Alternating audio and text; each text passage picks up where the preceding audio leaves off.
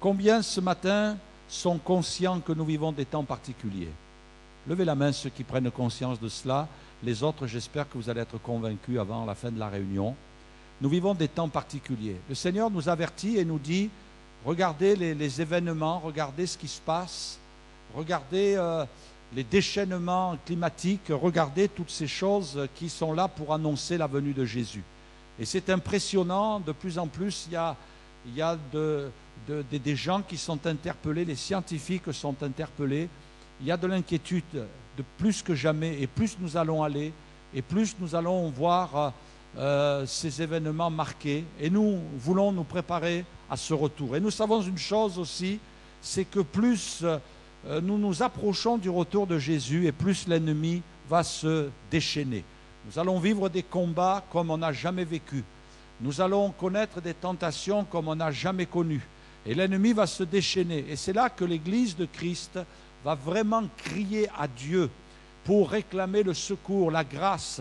Et ce matin, je crois que nous sommes venus dans ce lieu pour dire, Seigneur, nous crions à toi pour que vraiment tu répandes puissamment la puissance de ton esprit dans nos vies. On a besoin de rester accroché à toi, on a besoin de dépendre de toi, on a besoin de s'attacher à toi, on a besoin d'être encore plus près de toi. Et mes frères et sœurs, je voudrais ce matin vous donner cet encouragement, Jésus revient bientôt, mais vous donner aussi cet avertissement. Attention, l'ennemi va essayer de briser votre vie, de détruire votre foi, essayer de vous détourner de l'œuvre de Jésus. Et il faut vous mettre sur vos gardes plus que jamais, plier les genoux devant Dieu. Et si ce matin je commence un thème, c'est parce que nous réalisons que nous avons vraiment besoin d'entrer dans une phase nouvelle, qui n'est pas une phase qui sort bien sûr des Écritures. Au contraire, c'est pleinement dans les Écritures que nous allons aller, parce que c'est ça qui est important. Vous savez, il y a des choses quelquefois que nous connaissons par notre intelligence, mais que nous ne pratiquons pas, que nous ne vivons pas. Et Dieu nous invite à vraiment entrer dans cette dimension que lui a prévue pour chacun de nous. J'ai écouté une petite histoire cette semaine qui m'a interpellé. C'est qu'il y a un homme aux États-Unis, quand il est décédé, enfin du moins avant de décéder, il avait légué tout ce qui lui appartenait, du moins une maison avec tout ce qu'il y avait à l'intérieur. Et il avait des petites babioles, sinon cette maison qui lui appartenait. Et le fils, à l'héritage, a eu cette maison. Et bien sûr, il a vécu avec toute sa famille. Et un jour, alors qu'il avait 63 ans, il a découvert dans la maison une petite boîte. Et il a ouvert cette boîte alors qu'il ne savait pas ce qu'elle était, une vieille boîte. Il y avait des vieux papiers à l'intérieur. Et vous savez ce qu'il y avait? Il y avait à l'intérieur des actions aux porteurs de l'entreprise IBM. Et le papa avait payé ça, je crois, une somme, je crois qu'à l'époque, c'était à peu près 500 $. Et c'était quand même déjà pas mal. Mais à l'intérieur, il y avait des actions pour plusieurs centaines de millions de dollars. Et cet homme était à la radio, il témoignait de sa colère, il témoignait de sa révolte intérieure, de se dire à 63 ans, vous imaginez, j'avais une fortune à la maison. J'avais une fortune, j'aurais pu arrêter de travailler à l'âge de 20 ans, j'aurais pu arrêter, me retrouver déjà à vivre que vraiment d'une manière très aisée avec ce que me rapportaient les intérêts. Et voici, j'arrive à 63 ans, maintenant je réalise que c'est quelque chose de terrible. Et il était en colère. Bon, nous, je pense qu'à 63 ans, quels sont ceux qui ont 63 ans et plus là? Vous avez encore des projets sûrement, hein?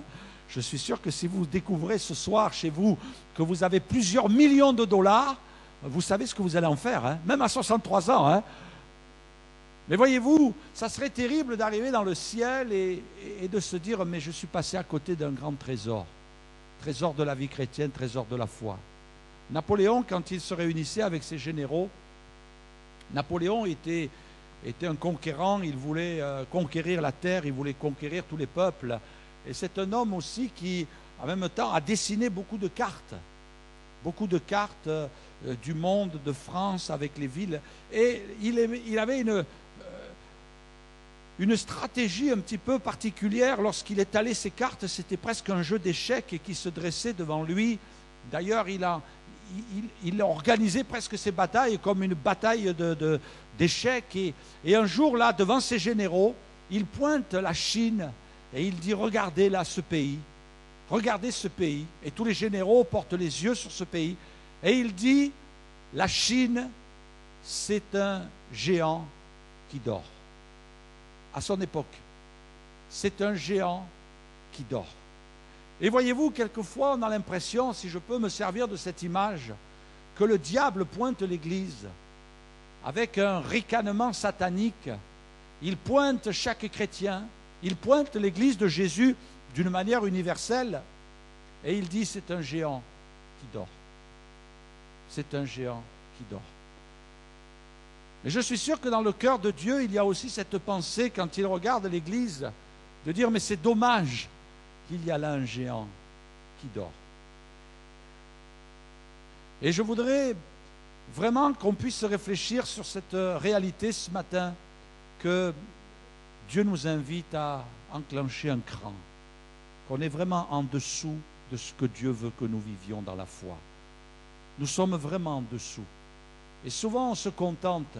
C'est vrai que c'est important de se contenter, mais sur le plan de la foi, il faut que nous soyons toujours en quête, en recherche, que nous désirions vraiment entrer dans une phase nouvelle, celle qui est préparée depuis toujours, mais qu'on a très peu exploitée, qu'on a très peu découvert. J'aimerais vous lire ce passage que vous connaissez très bien, de Colossiens chapitre 2, verset 14. On va vous afficher ce passage, je vais le lire dans la Bible. Il est marqué que Jésus a effacé l'acte dont les ordonnances nous condamnaient, qui subsistait contre nous, et il l'a détruit en le clouant à la croix. Il a dépouillé, il a désarmé, il a désarmé les dominations et les autorités, les a livrées publiquement en spectacle, en triomphant d'elles par la croix. Je ne suis pas partisan de ce message qui dit il n'y a plus rien à faire. S'il n'y avait plus rien à faire, le Seigneur nous aurait repris, n'est-ce pas? Ou alors le Seigneur nous aurait dit louez-moi jusqu'à mon retour. Mais le Seigneur nous entraîne dans une vie finalement active. Souvent dans la vie chrétienne, on a développé un réflexe qui est un réflexe de défense. On se défend, on défend notre territoire, on défend notre vie, on défend ce qui nous appartient. Et là, on bagarre pour cela. Quand on sent la menace de l'ennemi, quand on sent l'adversaire qui veut essayer de nous ravir quelque chose, alors on va défendre. Non, tu ne touches pas ça. Tu ne touches pas à l'Église. Tu ne touches pas au peuple de Dieu. Tu ne touches pas à mon frère et à ma sœur qui est blessé dans son corps et qui passe par la maladie. Tu ne touches pas à ma famille. Et on va se battre, et on a raison, on a raison. Mais on est entré dans une phase défensive. Et l'Église, si je puis dire, elle est spécialiste. On voit quelquefois des chrétiens qui passent par des moments difficiles. Alors ils se disent, oula, mais c'est dur là, en ce moment, je vis quelque chose de difficile, alors je vais me mettre à jeûner. Je vais me mettre à prier. Et ils ont raison, vous avez bien raison. Parce que Dieu bénit quand on fait comme ça. Et c'est comme ça qu'il faut faire. Mais ce réflexe ne se développe que dans une phase défensive. On défend, parce qu'on a des problèmes, parce qu'on a des défis, parce qu'on doit faire ceci, parce qu'on doit faire cela. On est constamment en défensive. Et le diable le sait.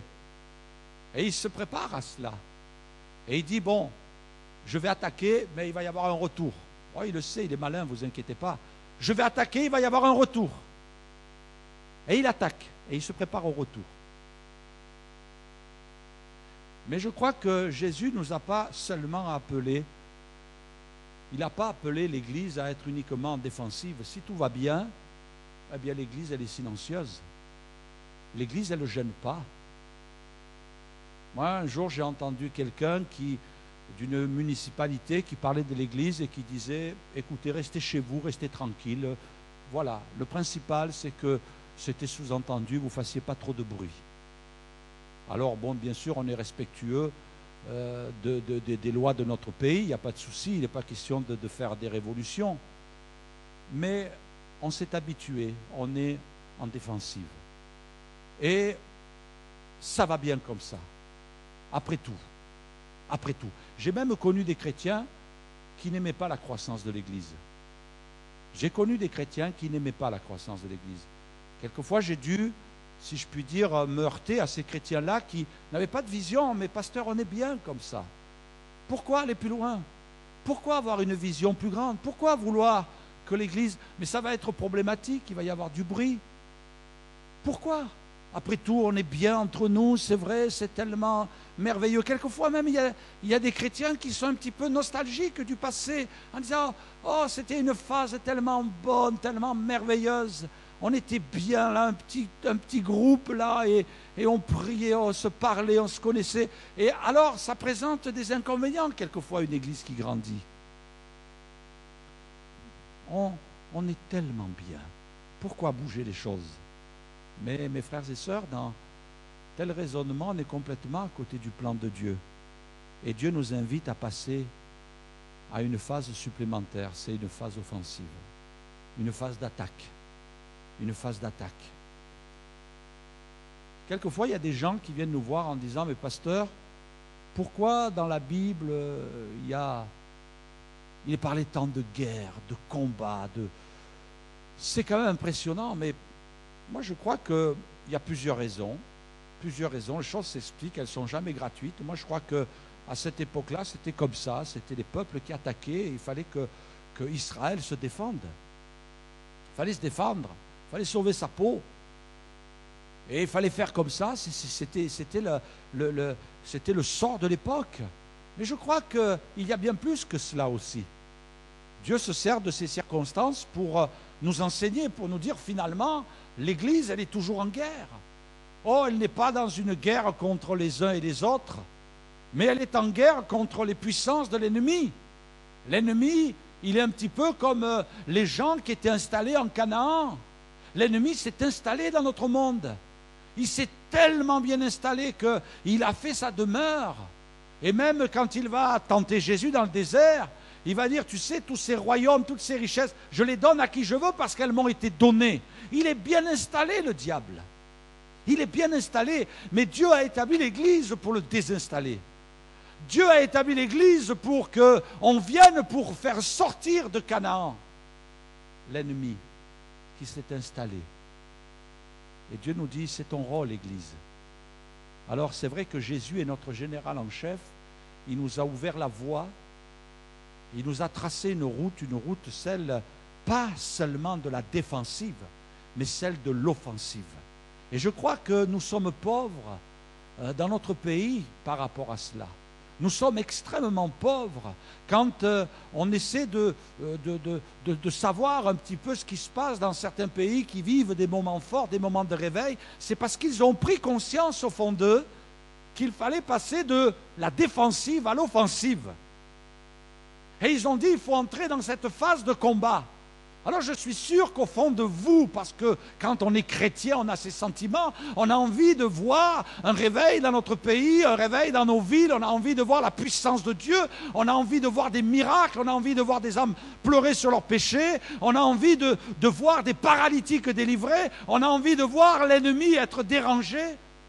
On a envie, comme dans certains pays, quand vous entrez dans un supermarché, vous entendez des musiques chrétiennes. On a envie que quand vous croisez des gens dans le train, ils parlent de Dieu. On a envie de voir des gens lire la Bible. On a envie de voir des gens se mettre dans un coin de rue et se mettre à prier. Ce sont des scènes que nous ne voyons pas. Mais dans certains endroits, ça se passe. Vous savez, moi je ne suis pas de nature à dire « Oh là là, mais c'est mieux ailleurs ». Moi je suis de nature où je suis entré en phase de recherche. Et je prie Dieu pour que ça me reste jusqu'à la fin de ma vie. De recherche pour l'œuvre de Dieu, pour le salut des âmes, pour le bien de mon pays. Parce que mon pays, je l'aime. Dieu m'a placé là et Dieu m'invite à être là. Mais je découvre qu'il y a des gens qui vont se mettre dans cet état d'offensive. Et peuple de Dieu, nous sommes faibles dans ce domaine. Nous sommes fragiles. Et quand je dis cela, c'est parce que ça doit nous interpeller. Alors c'est vrai, on dit souvent on n'a pas le temps, mais on a le temps pour beaucoup de choses. Et attention, je ne suis pas de nature à vous culpabiliser dans le sens de ne faites plus rien, mettez votre nez dans la Bible. Non, je crois qu'il faut savoir se détendre, il faut savoir apprécier de bons moments en famille, se détendre physiquement, faire des activités qui vont nous aider à déstresser. Moi, je suis favorable à tout cela. Moi, j'essaie de le pratiquer pour ma vie. Mais, quelquefois, nous perdons notre temps, nous nous faisons voler notre temps. On sait qu'en France, eh bien, les gens vont passer 2 à 3 heures, 3 heures et demie devant leur poste de télé. Et après, on dit on n'a pas le temps d'aller à la réunion de prière, on n'a pas le temps d'aller à la réunion d'évangélisation. Le culte, on y va quand ça nous chante. Bon, c'est pas grave, aujourd'hui, pour telle raison, je ne vais pas aller au culte. Alors, bien sûr, il y a des raisons très valables, et je ne discute pas là-dessus. Mais quelquefois, on a laissé s'installer, mes frères et sœurs, soyez honnêtes. Soyons vrais devant Dieu. On a laissé s'installer une paresse. Alors c'est sûr que si l'ennemi ne vient pas nous chatouiller, on n'entre pas dans la phase même pas défensive. On va juste entrer dans la phase entretien. On s'entretient spirituellement. On ne fait que de l'entretien. On lit sa Bible. On prie. Et c'est tout. On est en phase entretien. Et si le diable vient nous attaquer, alors on entre dans la phase défensive. Mais la phase offensive, la phase d'attaque, ça n'existe pas. On l'a banni de notre vie, on n'attaque pas. Et moi-même, je me suis laissé interpeller par cela. Je me suis laissé interpeller. Et quand j'ai essayé de réfléchir par rapport à ma propre vie, je me suis aperçu qu'il y a des gens qui sont entrés dans cette phase d'attaque. Et ça, c'est une phase que l'ennemi n'aime pas. Dieu nous invite à attaquer. Dieu nous invite aussi à attaquer. Et pas attaquer n'importe comment. Je crois qu'il faut garder l'équilibre aussi. Mais tant que nous restons dans la parole de Dieu, tant que nous restons dans l'Église, tant que nous restons enseignés par des ministères, il y a une sécurité quand même. Il y a une sécurité. Je crois qu'en France, nous avons vécu des phases agréables. Début du mouvement, il y a eu des églises qui ont grandi, qui se sont établies, qui se sont développées. Et ces dernières années, on a vu une croissance au niveau évangélique, on a vu des églises s'implanter un petit peu partout, mais maintenant nous sommes dans une phase de décroissance. Dans une phase de décroissance. Et je ne dis pas ça à Limoges, c'est national. Nous sommes passés d'une phase de stagnation à une phase de décroissance. Et vous savez, mes frères et sœurs, moi, c'est un constat général aussi que je fais par rapport à ce que je vois, c'est que de plus en plus, il y a des gens qui quittent nos assemblées pour aller dans d'autres églises évangéliques. Qu'est-ce qu'ils cherchent? Je ne sais pas au juste, mais quelque part, il y a une faim, il y a une soif aussi dans le cœur des gens. Et Dieu nous invite, nous aussi, quelque part, non pas pour essayer de garder, pour essayer d'empêcher les gens d'eux, non.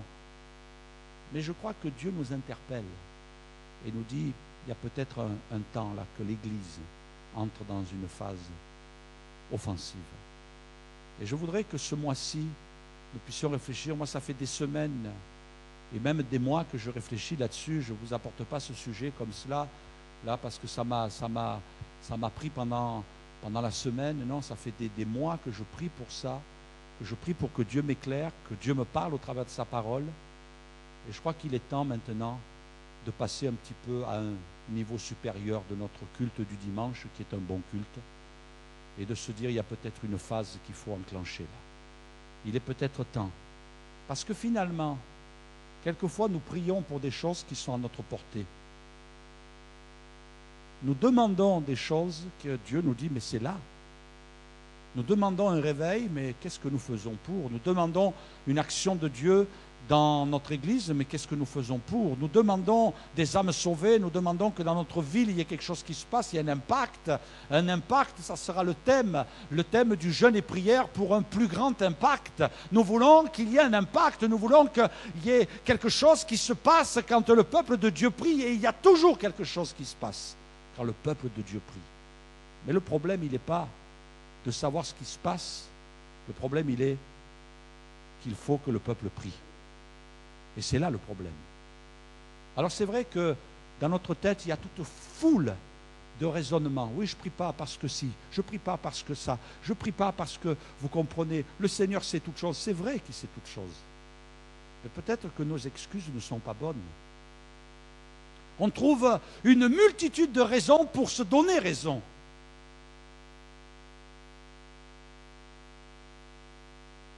Mais Dieu nous dit, peuple de Dieu, il faut passer à l'offensive. La Bible me raconte une histoire et je vais prendre rapidement l'histoire de quelques femmes qui représentent pour moi l'Église. La première, c'est Déborah, la juge en Israël, dans le livre des juges. Il est dit, je me suis levé, moi Déborah. Et quand je me suis levé comme une mère en Israël, ils avaient choisi de nouveaux dieux. Enfin, Israël avait choisi de nouveaux dieux. Alors la guerre était aux portes. On ne voyait ni bouclier ni lance chez 40 milliers en Israël. La guerre était aux portes. Comme si finalement Dieu nous attend, nous appelle au combat et il nous dit, là, c'est à la porte de ton église, c'est à la porte du peuple d'Israël. Et la Bible nous dit, il n'y avait plus de bouclier, il n'y avait plus de lance. Il n'y avait plus rien. On parlait beaucoup. Il y avait beaucoup de gens qui s'asseyaient pour trouver des solutions, mais personne ne prenait l'épée et le bouclier pour aller combattre. Il y avait beaucoup de parleurs. Et Dieu ne nous appelle pas à être des parleurs, il nous appelle à être de ceux qui agissent, ceux qui entrent dans l'action, ceux qui vont parler dans la prière, ceux qui vont se tenir à genoux, ceux qui vont combattre le bon combat, tant que l'ennemi me laisse tranquille. Oh, que j'ai ma petite voiture, que j'ai ma petite femme ou mon petit mari, mes petits-enfants, que j'ai ma petite maison, sans trop de problèmes, mon petit jardin qui me produit ce qu'il faut, et il n'y a rien de mal à cela. Mais on est dans une phase défensive et on se dit, c'est pas grave, le reste. Que des âmes soient sauvées, qu'il y ait un réveil dans mon pays. Le gouvernement peut voter n'importe quelle loi, on les accepte, c'est pas grave, c'est comme ça. C'est la fin des temps. Dans ma ville, il peut se passer n'importe quoi, c'est pas grave. C'est la fin des temps. On joue la politique de l'autruche. J'ai reçu un petit courrier cette semaine venant des États-Unis du pasteur Carter Conlon qui écrit dans une revue. Pasteur Carter Conlon est un pasteur qui est à Times Square, qui a remplacé le pasteur David Wilkerson, donc qui a pris l'église de Times Square. Et il dit, dans son écrit, il dira, quel privilège merveilleux que nous avons aujourd'hui de vivre dans la foi. Je ne parle pas d'un type d'autruche de la foi qui met la tête dans le sable et prétend tout ce qui tourne autour n'est pas vraiment là. Alors ça a été traduit un petit peu littéralement de l'anglais. Pardonnez les expressions peut-être un petit peu brouillon. Au contraire, il s'agit du type de foi qui fait courageusement face à tous les ennemis et dit « Vous n'aurez pas le dernier mot tant que le Dieu que je sers est assis sur le trône dans le ciel, dans une totale victoire. » Amen. Vous n'aurez pas le dernier mot. Est-ce que des chrétiens vont se lever ce matin et peut-être dire à la face de l'ennemi « Tu n'auras pas le dernier mot. » Amen. Et il dira le 20 septembre, donc il y a quelques jours en arrière, à Times Square, 40 000 croyants, 40 000 croyants de la région, des 3 États et au-delà, se sont réunis pour glorifier le Christ et déclarer sa souveraineté sur tout. La présence de l'Esprit Saint et la puissance de la prière ont été indéniables d'avoir rassemblé tant de gens à Times Square. 40 000 personnes qui ont défilé dans la rue à Times Square. Il y a quelques années, eh bien, ça aurait été impossible. Toutefois, nous avons avancé dans la foi et une fois de plus, Dieu a fait ce qu'il lui seul pouvait faire. je crois que l'avenir nous réserve encore de bonnes choses. Amen. C'est vrai qu'il y a des années, il y avait des choses qu'on n'osait pas faire. Le diable a tout fait pour que l'Église reste dans son trou, reste dans son terrier, qu'elle ne sorte pas. Que l'Église ne dérange pas, qu'elle rende service à la société. Et c'est bien de le faire. On est content d'être applaudi des deux mains par la municipalité, par des gens de la ville, des personnalités qui disent « Oh, ben on est content que l'Église, source de vie, vous fassiez du social, vous distribuez des vêtements, vous donniez de la nourriture, c'est très bien. » Mais quelque part, on a envie de plus. Alors peut-être qu'on ne va pas frapper dans les deux mains, peut-être qu'on ne va pas applaudir, parce que l'Église va entrer dans une phase qui va être un petit peu gênante. Mais si nous venons pour gêner l'ennemi, peut-être qu'il y a une réflexion à avoir. Amen. Il y a 2 ans de cela, avec un pasteur baptiste et un groupe aussi charismatique, évangélique, on avait eu à cœur de faire une marche dans la période d'Halloween, vous vous rappelez. On a dit on va pas laisser, on va pas être passif. Et plusieurs étaient venus, vous étiez venus, on avait participé. On était allé faire une marche et après on avait fini le soir avec un concert où on avait loué le Seigneur. Et quelques jours après, on a découvert dans le journal qu'Halloween était en train, et je crois que c'est l'expression que le journaliste a employée, Halloween est en train de mourir à Limoges. Alors quelquefois on dit, ouais mais pasteur, c'est le hasard. Non, ce n'est pas le hasard. C'est l'Église qui est passée dans une phase offensive. Quand nous étions, et je l'ai rappelé, je vais le rappeler encore ce matin parce que c'est tellement important, c'est un témoignage. Quand nous étions à Aigues-Perses, à l'avenue Garibaldi, il y avait un magasin qui s'était ouvert et là, dans la vitrine, on voyait des pendules, on voyait des jeux de tarot, on voyait toutes sortes de livres, de sorcellerie, de magie. Et là, quand nous sommes passés devant, un jour, j'ai été interpellé.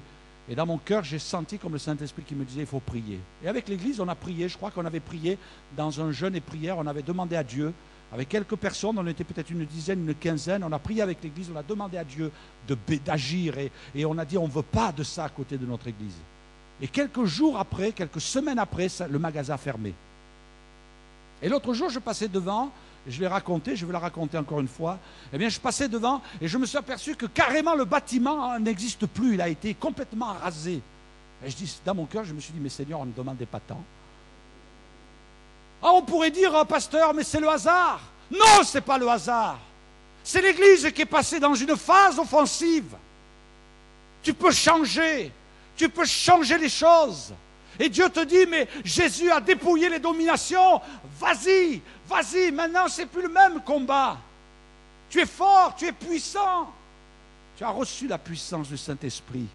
Cache-toi derrière Jésus. Bien sûr, ceux qui vont prier et qui vont intercéder, mais qui vont le faire comme ça, machinalement, ça ne rapportera rien, il n'y aura rien en retour. Mais celui qui a Jésus dans son cœur, alléluia, celui qui a Jésus dans son cœur, ça fait la différence. Ça fait la différence. L'Église passe dans une phase offensive. Ce matin, je voudrais provoquer un petit peu de l'énergie dans votre cœur avec la parole de Dieu. Je voudrais quelque part vous mettre en colère.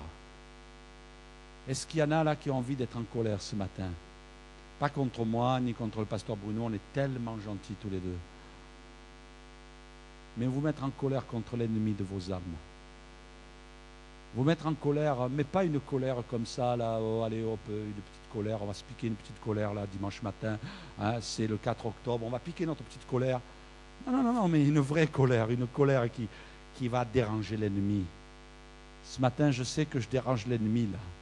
Ce matin, on dérange l'ennemi là. Ce matin, l'ennemi n'est pas content. La Bible me raconte l'histoire d'une femme dans le livre de Samuel. J'aime beaucoup l'histoire de Samuel. Vous aimez l'histoire de Samuel? Elle est belle, elle est merveilleuse. Sa maman s'appelait comment? Anne. Mais la petite Anne, elle ne pouvait pas avoir d'enfant. Alors elle aurait pu se résigner. Et moi ce que je remarque, c'est qu'on va lire ensemble dans 1 Samuel chapitre 1 verset 6, il est marqué sa rivale lui prodiguait les mortifications pour la porter à s'irriter de ce que l'Éternel l'avait rendu stérile. Alors je vais vous lire d'autres versions pour que vous puissiez vraiment bien saisir le sens de ce texte. C'est bon de lire plusieurs versions. Dans la version Martin, il est marqué Pénina qui lui portait envie la piquer, même fort aigrement, car elle faisait un grand bruit de ce que l'Éternel avait rendu stérile. Vous savez, à cette époque-là, parmi le peuple juif, quand une femme était stérile, c'était considéré comme une malédiction. Et il fallait se moquer d'elle. Il fallait mettre l'accent. C'était comme ça. Et quand quelqu'un la croisait dans la rue et que la connaissait, eh bien, il disait, cette femme-là, elle est stérile. Et tout le monde la regardait. Et il disait, oh là là, elle est maudite. Maudite. Et c'est pour cela qu'Élisabeth, la maman de Jean-Baptiste, elle disait, oh, tu as enlevé sur moi l'opprobre, la honte, la moquerie, l'insulte. Et elle se cachait. C'est terrible. Dans la version Parole de vie, il est écrit, Pénina, l'autre femme, n'arrêtait pas de blesser Anne par ses paroles. Elle se moquait d'elle parce que le Seigneur ne lui avait pas donné d'enfant. Dans la version Sommer, il est dit, sa rivale ne cessait de la vexer pour l'irriter contre Dieu de ce qui l'ait rendue stérile. Et au travers de Pénina, moi je vois l'ennemi de nos âmes qui quelquefois vient nous piquer là et dira, tu es un pauvre petit chrétien. Est-ce qu'il y a des chrétiens qui vivent ça? Moi je suis sûr que vous le vivez, surtout si vous servez Dieu de tout votre cœur. L'ennemi vient vous visiter par ses pensées et il jette comme des flèches dans votre esprit et des flèches enflammées pour mettre le feu dans votre vie, le feu du découragement, parce que c'est une arme que le diable utilise. Il essaie de vous décourager et de vous mettre plus bas que terre et dire mais ça ne sert à rien, tu vois tu pries, tu vois tu fais ceci, tu vois tu fais cela, mais il y a peu de résultats, c'est si petit, une goutte d'eau, et ça sert à quoi? Et alors on se tient devant Dieu et on continue à prier. Quelquefois on est découragé, on est démoralisé et on dit j'y arrive pas, je voudrais plus, et quelquefois même on rencontre des combats, on dit c'est pas possible que je vive ces combats-là, comme si l'ennemi voulait encore m'enfoncer. Oh oui, l'ennemi agit à la manière de Pénina, il essaie de se moquer de nous, il essaie de nous rappeler notre faiblesse, il essaie de nous rappeler que nous sommes stériles sur le plan spirituel, il essaie de nous rappeler que nous sommes des minables, que nous sommes des bas tombés, il essaie de nous rappeler notre passé et de nous dire regarde ce que tu étais avant, est-ce que tu crois que Dieu va faire quelque chose au travers de toi? Tu te trompes, Dieu te ment, c'est pas vrai, la parole de Dieu dit pas la vérité, les pasteurs ne prêchent pas comme ils devraient prêcher, c'est un mensonge. Et l'ennemi a fait son œuvre dans notre vie. Mais moi ce que je vois, c'est que Anne, la Bible me dit, elle se leva après que l'on eut mangé et bu à Silo. Le sacrificateur Élie était assis sur un siège près de l'un des poteaux du temple de l'Éternel, et l'amertume dans l'âme. Ce n'est pas un morceau de carton, un morceau de béton, ce n'est pas un cœur de pierre qu'elle a, Anne. Elle a de l'amertume parce qu'elle est normale. Et quelquefois dans notre cœur, il y a de l'amertume, il y a de la souffrance, il y a de la douleur. Et mes frères et sœurs, on va tomber le masque ce matin. On va être vrai. On va dire oui, c'est vrai. C'est vrai, moi je vis des amertumes à cause de ceci, moi je vis des amertumes à cause de cela, moi je vis des amertumes encore à cause de ceci, et parce que l'ennemi nous a trompés, et il continue à nous tromper, parce qu'il veut nous tenir dans cette amertume. Et tu vas rester dans l'amertume jusqu'à quand? Ce matin on l'a entendu au travers d'un don spirituel. Tu as de l'amertume dans le cœur, et Dieu te dit c'est pas bien. Tu as de l'amertume dans le cœur. Et voyez-vous, Anne, elle avait de l'amertume parce qu'elle est normale, c'est un être humain. Et c'est normal que quelquefois nous ayons de l'amertume dans le cœur. Mais Anne, elle a eu le bon réflexe. Elle nous a dit, on va vous afficher le texte, elle pria l'Éternel. Elle pria l'Éternel. Et elle versa des pleurs. Elle a dit, Seigneur, je ne veux pas rester dans cette amertume. Pénina, elle me pousse à être en colère contre toi. Seigneur, j'ai de l'amertume dans le cœur. Je ne comprends pas pourquoi je vis ça. Je ne comprends pas, Seigneur. Je ne comprends pas pourquoi je vis ça. Et quelquefois dans notre vie, on se dit, mais pourquoi on vit ça? Un jour, j'ai réfléchi quelques instants. J'ai dit, Seigneur, je ne sais pas ce que tu réserves à ma vie. Mais je vois quelquefois que Dieu nous appelle pour un moment particulier dans l'histoire de notre vie. Un temps fort. Et quelquefois, Dieu nous tient cachés pendant un moment. Moi, je crois qu'il y a des frères et des sœurs et que le plus tôt possible se fasse. Il y a des frères et des sœurs qui vont se relever d'un coup, qui auront été tenus comme écrasés pendant des années, mais qui vont se lever d'un coup, parce qu'ils se seront libérés de l'amertume. Et ils diront maintenant, on veut entrer dans le plan de Dieu. Ils vont se lever, ils vont exploser, ils vont devenir des menaces pour l'ennemi. Des menaces pour l'ennemi. Anne, elle est venue se mettre là au pied du Seigneur. Et elle s'est prostrée dans sa présence. Elle a pleuré. Elle a pleuré. Et elle a pleuré tellement que le prophète, le sacrificateur, Élie, il a cru qu'elle avait bu. Moi, je crois qu'il ne sait pas... Bon, il a commis une erreur, mais vous savez, il voit avec ses yeux humains. Elle devait avoir une drôle de tête. Pour qu'il ait pensé qu'elle ait bu, elle devait peut-être baver tellement elle pleurait. Elle devait avoir le visage inondé, peut-être le visage déformé, je ne sais pas, mais j'imagine. Et il a tapé sur l'épaule de Anne en disant, écoute, rentre à la maison, là. Allez, ma petite dame rentre à la maison. Elle a dû boire peut-être parce qu'elle n'est pas bien, parce qu'elle souffre, parce qu'elle est dans un état de dépression, peut-être. Écoute, rentre chez toi. Allez, va cuver ton vin à la maison. Mais non, elle n'a pas bu. Elle est là, elle fait sortir à l'intérieur ce qui l'a fait souffrir.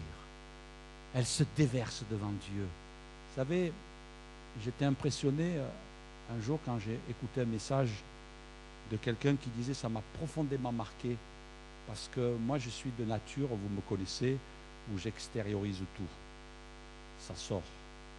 Bon, j'essaie d'exercer un contrôle. La maîtrise de soi, c'est marqué dans la Bible. Mais ça marche, gloire à Dieu. Mais quelqu'un disait un jour, quand on n'arrive pas à déverser sur Dieu, on déverse sur les autres. Si tu déverses sur Dieu, tu ne vas plus t'attaquer à ta femme. Si tu déverses sur Dieu, tu ne vas plus déverser sur ton mari ou tes enfants. Si tu déverses sur Dieu, tu ne vas plus déverser sur tes frères et tes sœurs. Moi, je suis convaincu que quelqu'un qui a des problèmes autour de lui, c'est quelqu'un qui a des problèmes intérieurs. Et ce n'est pas un reproche. Je crois que nous avons tous notre lot de problèmes.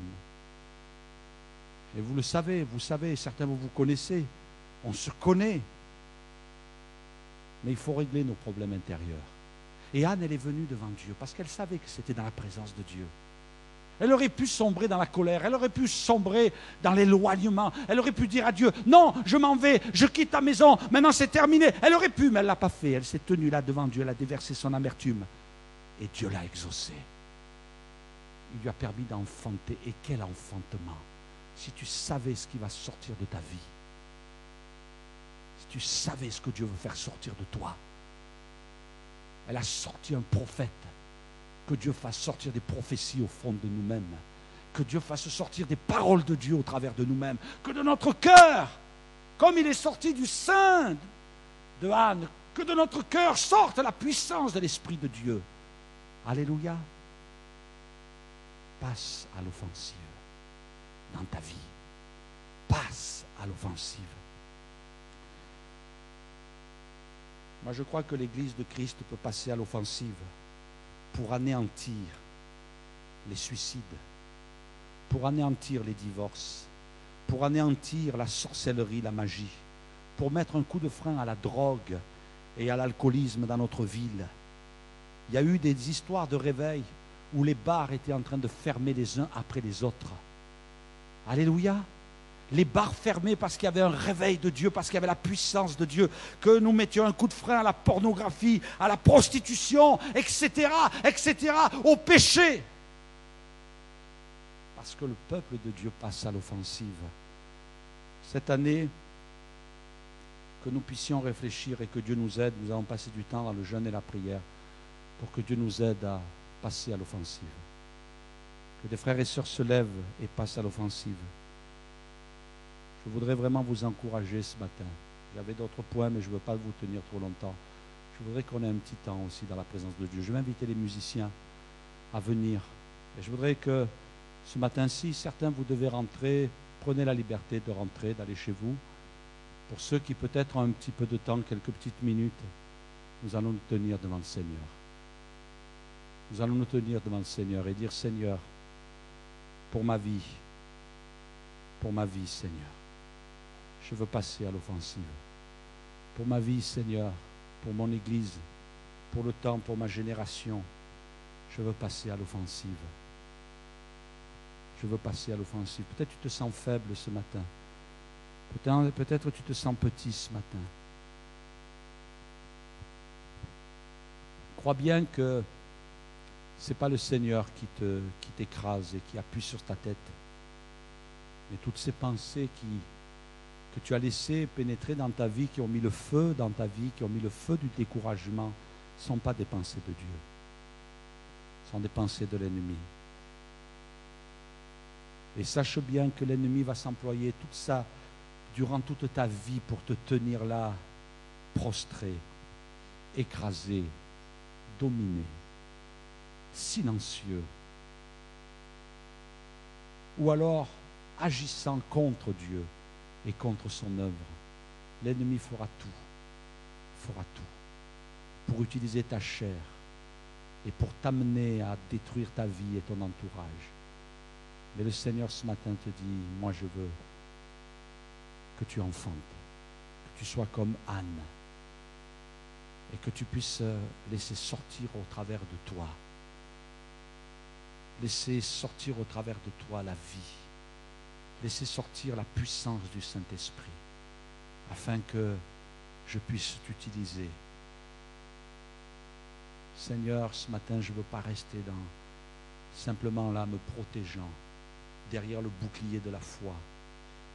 Mais Seigneur, je veux sortir l'épée du fourreau et je veux commencer par la foi à frapper, à taper en face de l'ennemi, à sortir de l'endroit dans lequel je me terre et de me lever et de combattre. Et ce matin, je voudrais dire, est-ce qu'il y a des frères et sœurs qui veulent passer dans cette phase et dire, Seigneur, aide-moi. J'ai besoin de ton aide. En ce moment, je ne fais que me protéger. Mais Seigneur, je veux me lever maintenant et aller au combat. Je veux sortir de mon bouclier, Seigneur, et je veux sortir mon épée pour aller me battre. Je veux me battre pour ta cause. Je veux me battre pour le salut des âmes.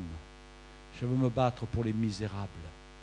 Je veux me battre pour ceux qui sont entraînés par l'ennemi, pour ceux qu'on égorge, comme dit ta parole. Je veux aller vers d'autres et je veux les arracher du feu, comme le dit ta parole aussi.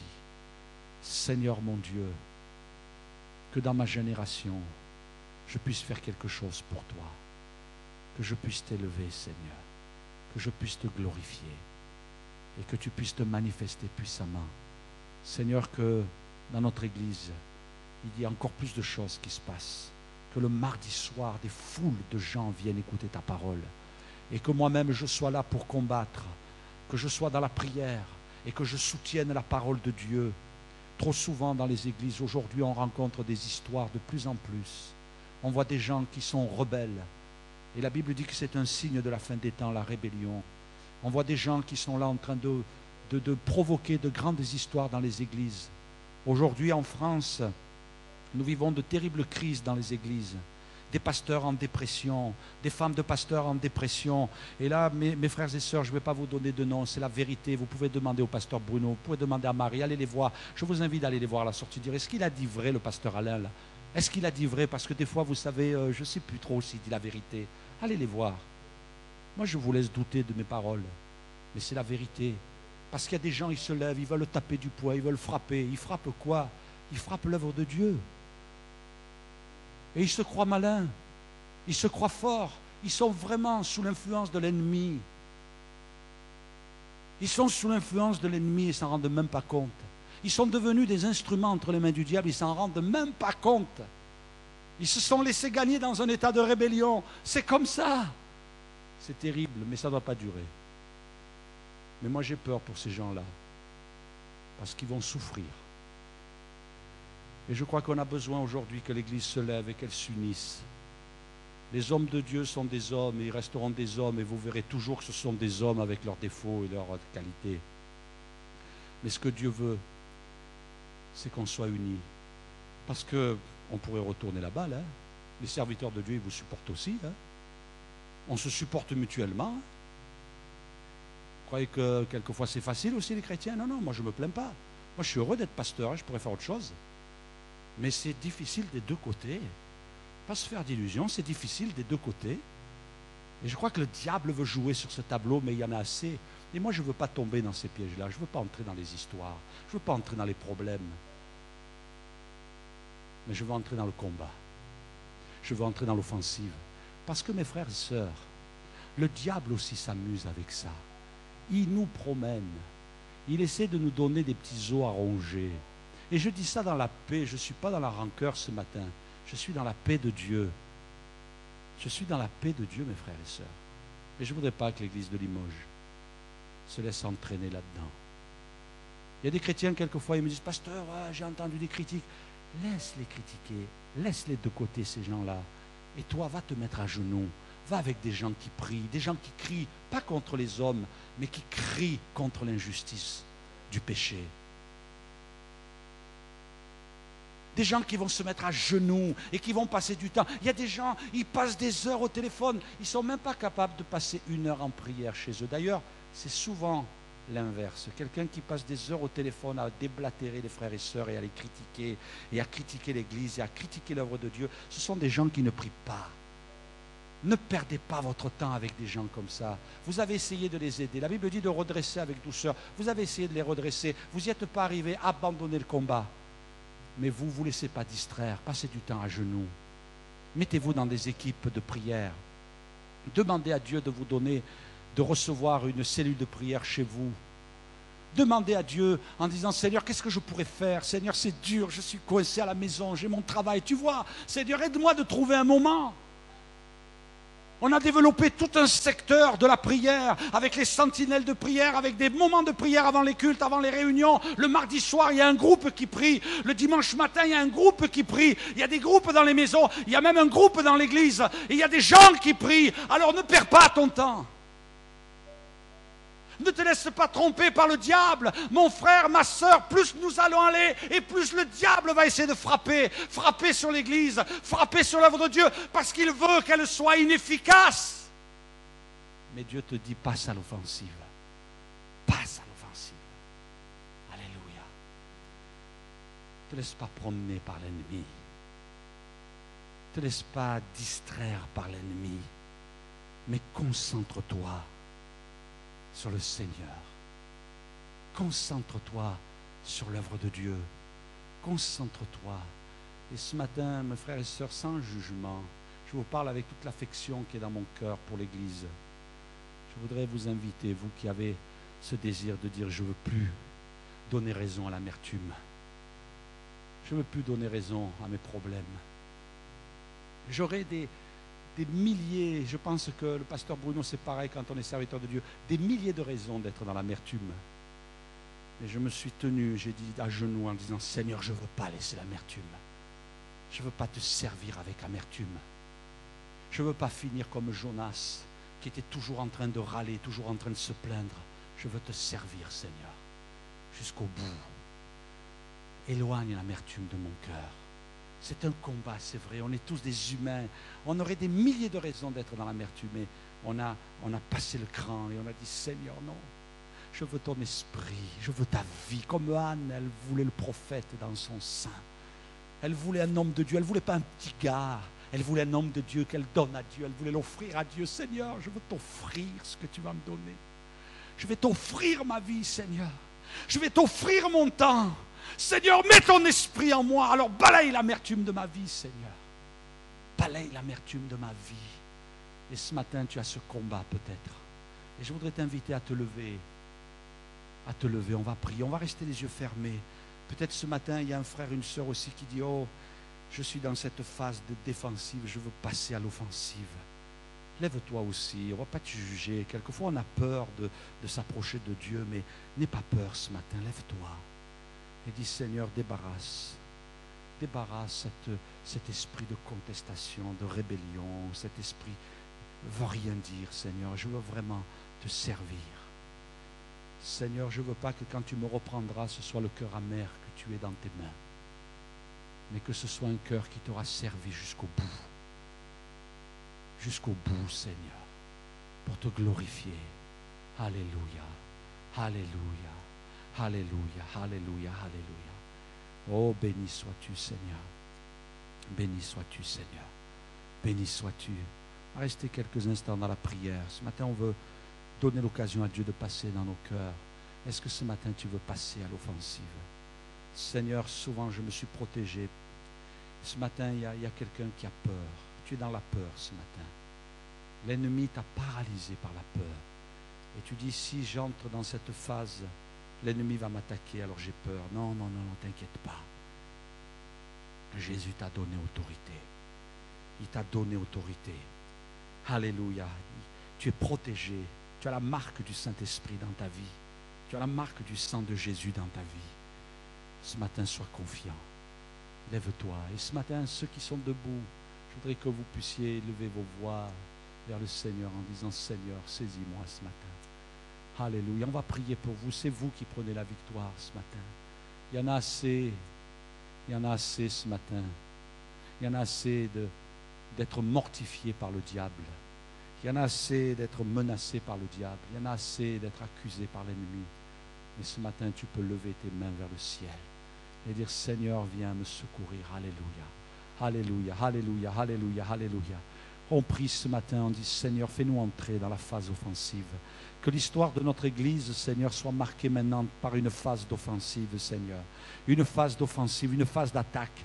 Que nous devenions une Église qui attaque, une Église qui dérange l'ennemi, une Église qui fait fuir les Cananéens spirituels, une Église qui fait tomber les Jérichos. Au nom de Jésus, ce matin, Seigneur, mon Dieu, distribue des dons les meilleurs, Seigneur. Ce matin, mets une foi renouvelée. Seigneur, ce matin, mets un baptême du Saint-Esprit puissant dans chaque vie. Au nom de Jésus, ce matin, nous déclarons que tu es vainqueur, Seigneur. Nous déclarons dans ce lieu que tu prends ta victoire. Oh Seigneur, alléluia. Oh Seigneur, nous voulons ce matin te dire que nous voulons devenir des chrétiens dangereux pour l'ennemi, pour ses plans, pour ses œuvres. Et nous voulons dire, Seigneur, ce matin, faire cette déclaration dans ce lieu, que dans cette ville, Seigneur, quelque chose va se passer parmi la prostitution, parmi la drogue, parmi l'alcool, parmi la pornographie, parmi l'alcoolisme. Au nom de Jésus, ce matin, nous proclamons ta victoire. Oh Dieu de vie, viens à notre secours.